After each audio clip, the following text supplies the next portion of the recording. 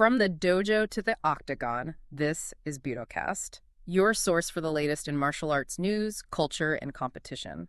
From breaking fight results to evolving techniques, we cover it all. Let's get into it. I mean, imagine you're Anthony Joshua for a second. You have this $500 million fight locked in. The contract is basically, just sitting there on the desk. Just waiting to be signed. Exactly, waiting for your signature. And all you have to do is survive what is essentially a glorified sparring session. But then suddenly you are on the canvas. You're staring up at the blinding lights of the Jeddah Superdome, just watching your life's work, your legacy, and frankly, generational wealth potentially vanish in real time. Yeah, today we are taking a deep dive into the psychology of the tune-up fight. We're taking you, the listener, on a really fascinating journey today. It starts with that exact near disaster in Saudi Arabia, and then we're going to move into the incredibly heavy, often invisible emotional toll that fighters face when the adrenaline of the cage just completely vanishes. Right, the stuff nobody talks about. Exactly. And then we'll take a detour into the absolute unregulated chaos of bare-knuckle brawls and these wild influencer matchups.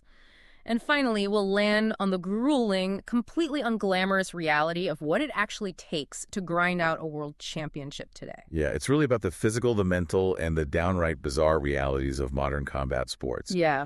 And honestly, we have to start with that image of Anthony Joshua on the canvas. Oh, for sure. July 25th. You have Joshua, the former unified heavyweight champion of the world, stepping into the ring against this Albanian veteran, Christian Prenga. Right. And, context is absolutely everything here. So Joshua weighed in at a very solid, heavily muscled 251 pounds. Big guy. Massive. And he hasn't fought since he stopped Jake Paul back in December of 2025. So the entire narrative surrounding this fight, literally from the promoters, the media, everyone, was simply to keep Joshua active. Oh, give us some round. Exactly. Build some highlight reel momentum for what is supposed to be this absolute world-stopping domestic clash with Tyson Fury later in 2026. But then you have Prenga. He weighed in at 261.4 pounds. He was essentially brought in to be a durable, moving heavy bag. But the heavy bag hit back. Seriously. And it almost caused, the catastrophe of the decade. The shocker of the year was inches away. Joshua gets knocked down, not once, but twice, very early in the fight. Which is insane to even say out loud. It really is. He survived an absolute nightmare scenario before finally, getting his legs under him and knocking Prenga out cold. But during those early rounds, you could hear a pin drop in that arena. It was terrifying. Yeah, and what we're looking at here is the psychology and honestly, the distinct biomechanical danger of the tune-up bout, specifically in heavyweight boxing. It is arguably the most dangerous trap in all of professional sports. How so? Break that down for us. Well, when a fighter like Joshua is looking past the man standing directly in front of him, and he's looking ahead to a 9-figure payday, there is this unavoidable subconscious drop in urgency. Oh, interesting. Yeah, you cannot help but try to protect your future investment. Your brain is saying, be safe. So you fight not to lose rather than fighting to actually destroy the guy in front of you. Wait, hold on. I'm going to push back on that immediately.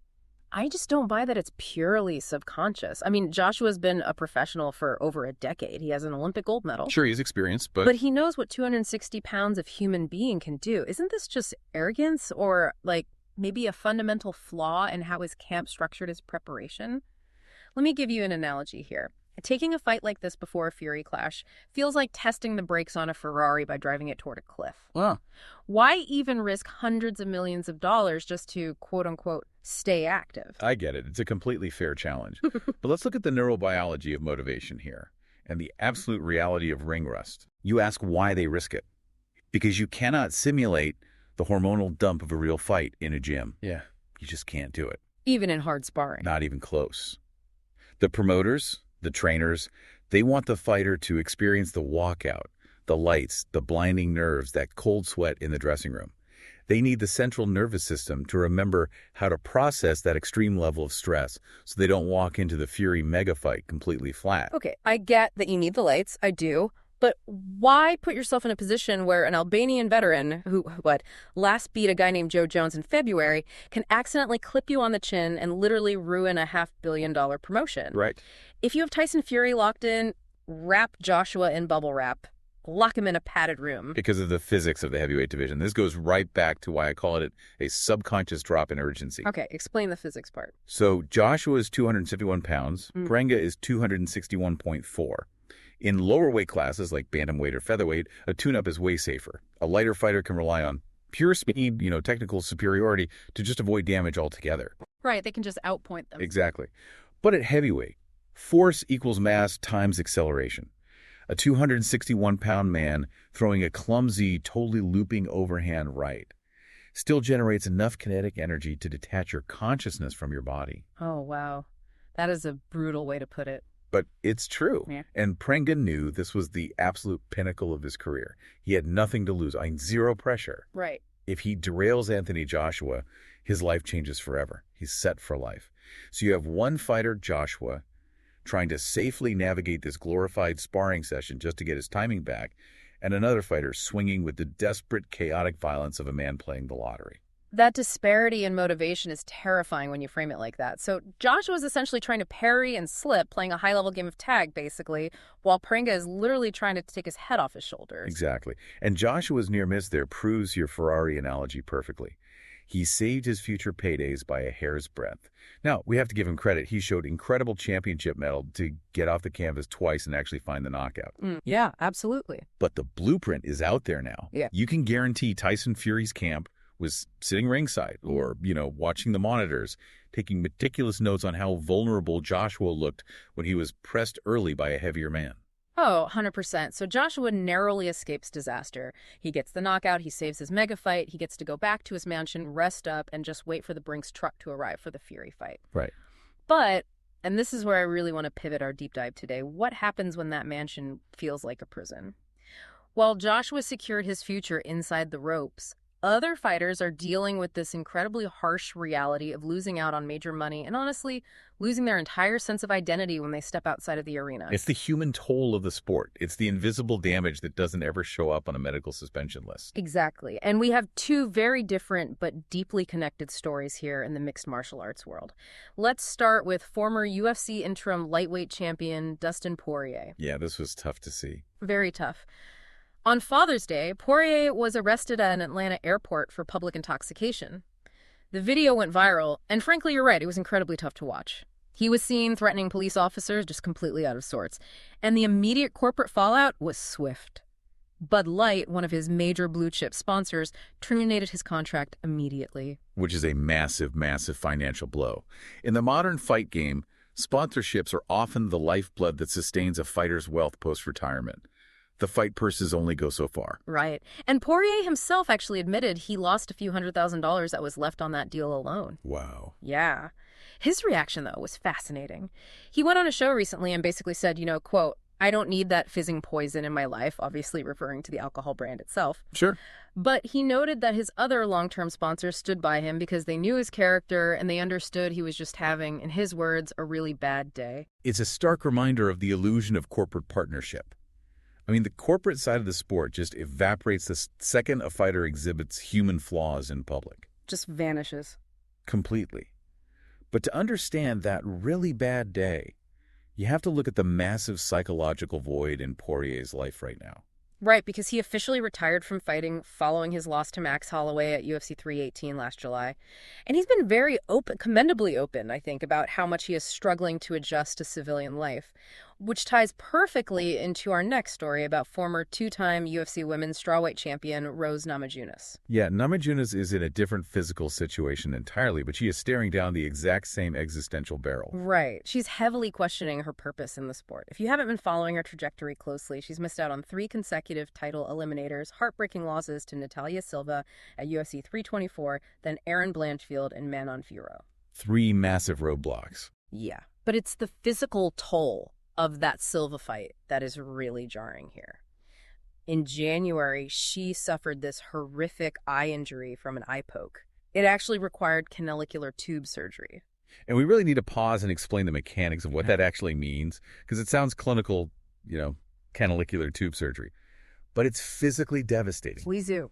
Okay, so the canalicular system is basically the tear duct pathway. It drains tears from your eye into your nose. When a fighter gets poked in the eye, and especially with the curvature of MMA gloves where the fingers are exposed, a sharp fingernail or just a rigid digit can literally tear that delicate duct. Oh, man. Just hearing that makes me cringe. It's awful. And if it scars over and heals closed, you lose the ability to drain tears completely. Your eye will just constantly water, blurring your vision permanently, which obviously is a death sentence for a high-level striker who relies entirely on depth perception. So they have to surgically intervene. Yes. They actually implant a silicone tube into the tear duct system to keep it physically open while the tissue heals around it. She said she couldn't even blow her nose. Right. She couldn't rub her eye because the tube could literally pop out of her face. That's insane. The waking nightmare. She was forced into 3 solid months of zero contact training. Nothing. No sparring, no intense pad work where a vibration could jar it loose. Just sitting there. Just waiting.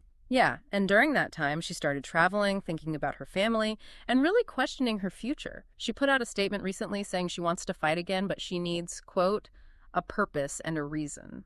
See, if we look at Poirier and Namajunas side by side here, we are watching the classic existential crisis that elite athletes face when the rigid, all-consuming structure of a training camp just vanishes. Right? Think about a fighter's life. For 15 years, every single hour of their day is dictated by a singular, violently clear goal. What they eat, when they sleep, who they talk to, how they breathe, it is all optimized for survival in a 25-minute window. It makes me think of an analogy. Tell me if this works. Is retiring from fighting or facing a massive physical roadblock to a title like Rose is facing, essentially like an astronaut returning to Earth. Ooh, I like that. Like you've been walking on the moon, you're entirely weightless, experiencing things that 99.9% of humanity will never even comprehend. You have a hyper-focused mission. Every second matters. If you make a mistake, you die. Right. Then suddenly the mission ends. Gravity returns. You're just back in your living room. You have no mission. You have to take out the trash, pay your taxes, navigate an airport. And regular life just feels impossibly heavy compared to the clarity of the moon. That is a phenomenal way to frame it. But I'd add one crucial detail to that analogy, the re-entry burn. The re-entry burn. Yeah. The transition isn't just heavy, it's extremely volatile. When you are re-entering Earth's atmosphere, things get incredibly hot and unstable. Fighters suffer from actual physiological withdrawal. From the adrenaline. Exactly.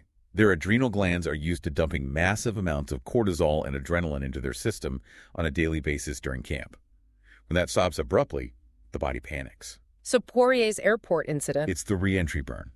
The massive void where the adrenaline used to be can easily lead to self-medication, erratic behavior, or just these sad public struggles. He's a warrior without a war right now, trying to recreate the high-stakes G-force of the cage in a civilian airport. The nervous system simply doesn't know how to just wait in line at TSA. Wow.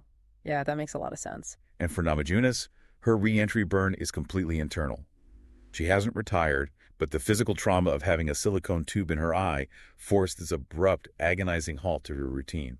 In that forced quiet, when you've lost 3 fights that were supposed to lead to a title shot, the silence is deafening. Because what is it all for, right? Precisely. Why go through the agony of reconstructive eye surgery and grueling training if the path to the championship is blocked by Silva, Blanchfield, and Fierro? And it's tragic because some fighters do find peace in that gravity. They open up gyms, they start real estate businesses, they embrace being a full-time parent.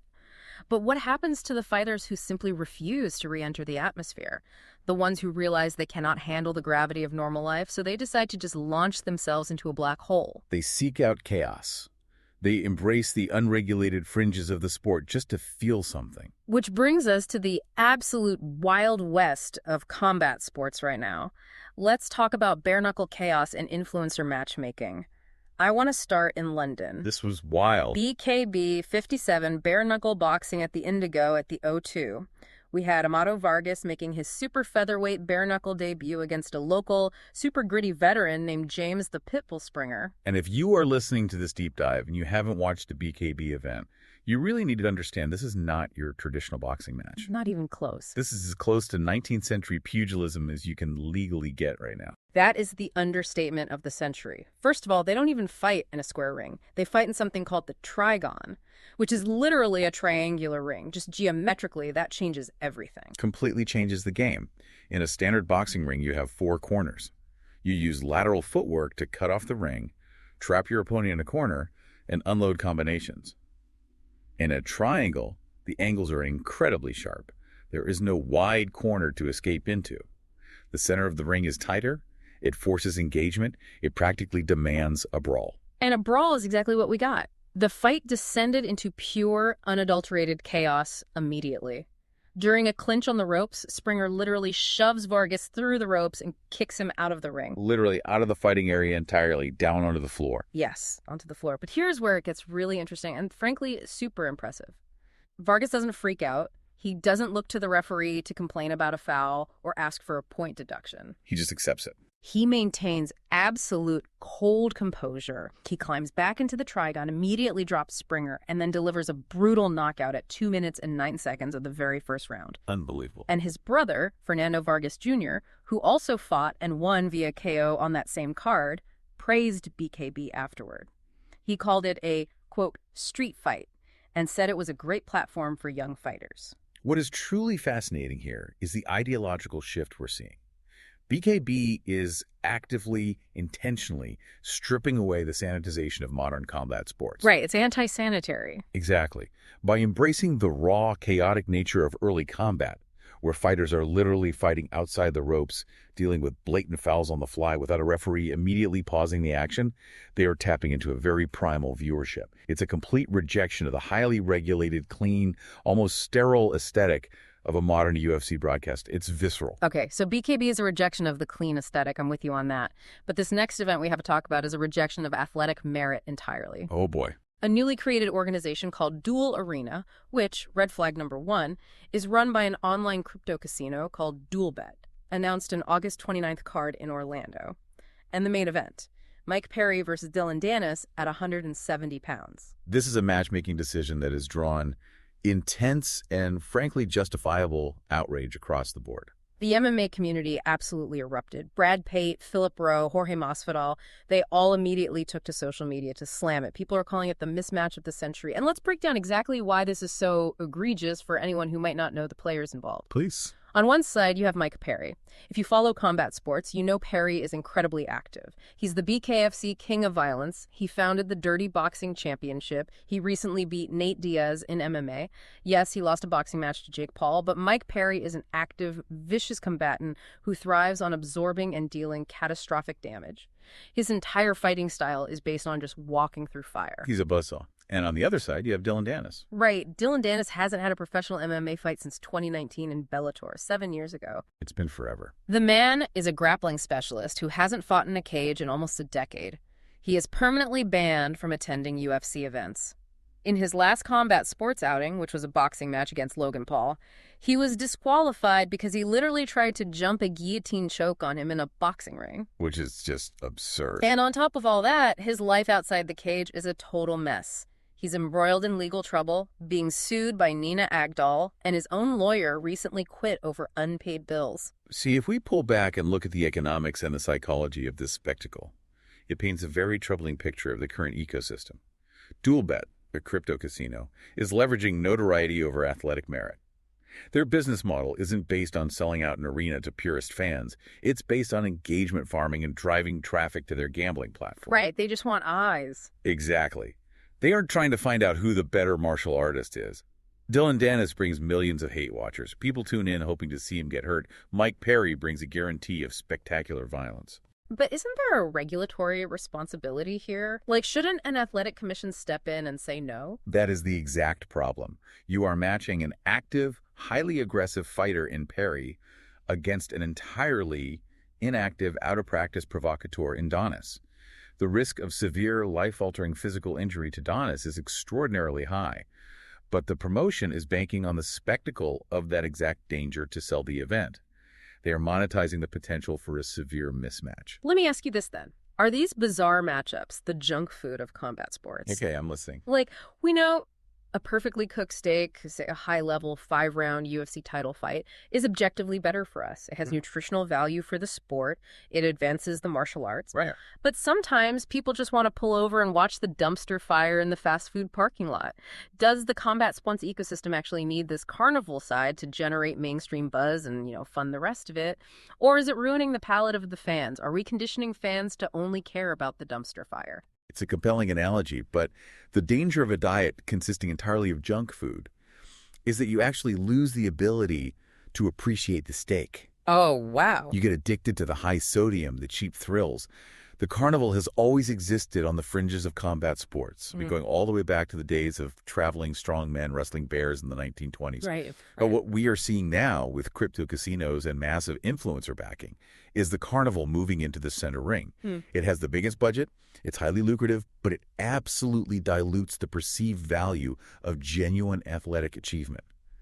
If a kid training in a gym sees Dylan Dennis making 10 times more money than a dedicated, disciplined champion, what incentive does that kid have to master the craft? That is a terrifying thought for the future of the dojo. Before we dive deeper into that genuine athletic achievement, a quick word. If you're a school owner looking to optimize your dojo's performance, check out Lotus by Open Black Belt, the ultimate management software for tracking ranks, attendance, and billing.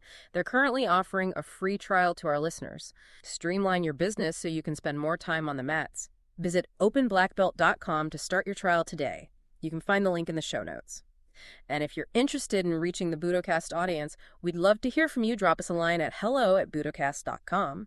If you've got a story, news tip, or questions, send it to us at budocast.com. It really is crucial for gym owners to have that kind of logistical support so they can actually focus on the martial arts rather than drowning in spreadsheets all day. Absolutely. Because the actual practice of martial arts is demanding enough. And speaking of focusing purely on the craft, let's pivot right back to that perfectly cooked steak we were just talking about, the purist side of mixed martial arts. Let's do it. This is where championships aren't built on Twitter beefs, they aren't funded by crypto casinos, and they certainly aren't fought in triangular rings. They are forged in grueling, calculated warfare inside the cage. Let's look at the championship grind in the UFC and the PFL. This is where we see the starkest contrast to the spectacle of Perry and Dennis. This is about legacy, risk mitigation, and the harsh realities of high-level matchmaking. We're starting at UFC Abu Dhabi. The main event featured Magomed Ankalaev, the number 2 ranked light heavyweight in the world, facing a late replacement in Bogdan Guskov. Right. Guskov, who was ranked number 9, stepped in on short notice when Khalil Roundtree Jr. had to pull out. Now, going into this, fans were expecting fireworks. Ankalaev is known for his devastating power. He is. Ankalaev is remarkably talented, Right. but he carries a massive burden of fan expectation. And he also carries recent trauma. Well, he certainly didn't meet those fan expectations in terms of pure blood and guts entertainment value. Ankalaev dictated a meticulously slow-paced fight. He largely relied on throwing left hands, keeping his distance, while Guskov basically circled the outside of the cage and threw these relatively ineffective leg kicks that barely registered. Yeah, it was very tentative. It wasn't until 2 minutes and 41 seconds of the 5th and final round that Ankalaev finally decided to shift gears, secured a beautifully timed takedown, easily passed to side control, and pounded Guskov out for the TKO. And the reaction from the community, both fans and fellow fighters, was swift and severe. Oh, it was brutal. UFC light heavyweight Paulo Costa immediately blasted the fight on X, vowing that he was going to step in and save the division from, quote, monotony and boredom. Of course he did. And Ankalaev, to his credit, actually fired back. He called Costa out and correctly pointed out that Costa has only won a single fight since moving up to light heavyweight, which was beating Azamat Murzakanov at UFC 327.